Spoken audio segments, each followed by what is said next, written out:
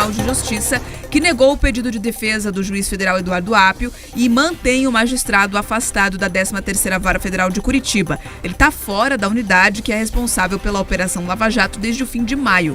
A decisão de Luiz Felipe Salomão foi divulgada ontem. Na manifestação, o Corregedor Nacional de Justiça menciona uma suposta conduta gravíssima e destaca que atitudes do juiz federal apontam para uma possível ameaça a um desembargador do Tribunal Regional Federal da 4ª Região. Eduardo Apio foi afastado cautelarmente da 13ª Vara Federal de Curitiba no fim de maio. A gente contou bastante, relatou muito essa história. Essa decisão foi tomada pelo Conselho do TRF4 depois de uma investigação que apontou que o juiz teria acessado um processo. Nesse processo tinha o contato ali, os dados do filho de Marcelo Malucelli, que é o desembargador da Corte de Segunda Instância lá do TRF4, e que o Apio teria feito uma ligação então para o filho desse desembargador. Nessa chamada foi gravada então inclusive pelo advogado João Eduardo Barreto Malucelli, que também, além de ser filho do desembargador, é genro do senador Sérgio Moro, do União Brasil, e nessa gravação aí foi registrada, junto com ela, um boletim de ocorrência por ameaça. A chamada foi gravada e utilizada como prova. Na decisão pelo afastamento de Apio, o TRF4 reforçou que remeteu o áudio à Polícia Federal e que o laudo realizado pela instituição constatou que a voz na ligação era possivelmente de Apio. Com o afastamento do magistrado, quem assumiu provisoriamente a cadeira da 13ª Vara Federal foi a juíza Gabriela Hardt.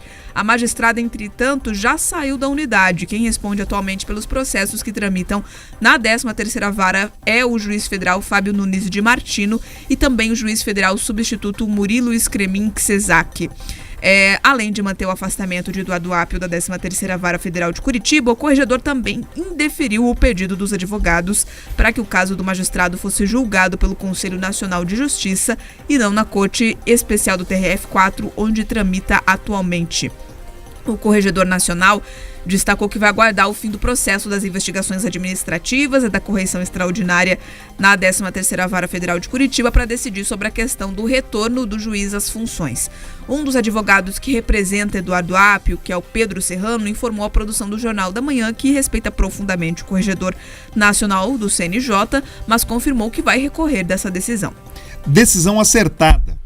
Olhe bem, decisão acertada do corregedor, do ministro Salomão, pelo seguinte: o que todos nós aguardamos com muita ansiedade é que a 13ª Vara aqui de Curitiba, que o TRF4, que toda essa esfera judicial da Justiça Federal que pega a nossa região e aqui a nossa cidade, que ela seja pacificada, que ela tenha tranquilidade. Então, esse pedido para que o juiz Apio voltasse agora, enquanto ainda o caso é analisado, ele traria muito mais confusão do que necessariamente solução. Então, o que ele disse é o seguinte: olha, não tem motivo nenhum para voltar aqui preliminarmente, para você ser reintegrado à 13ª Vara. Pelo contrário, as denúncias dos quais ele é alvo são graves. Então, primeiro precisa aguardar o final da investigação. E mais do que isso, tem um entendimento que caso o juiz Apio seguisse ali na 13ª, de alguma forma ele poderia prejudicar as investigações. Então, o corregedor ele foi conservador, ele entendeu que é melhor a gente aguardar, vamos esperar todos os desdobramentos. Então, caso o juiz Apio seja considerado ali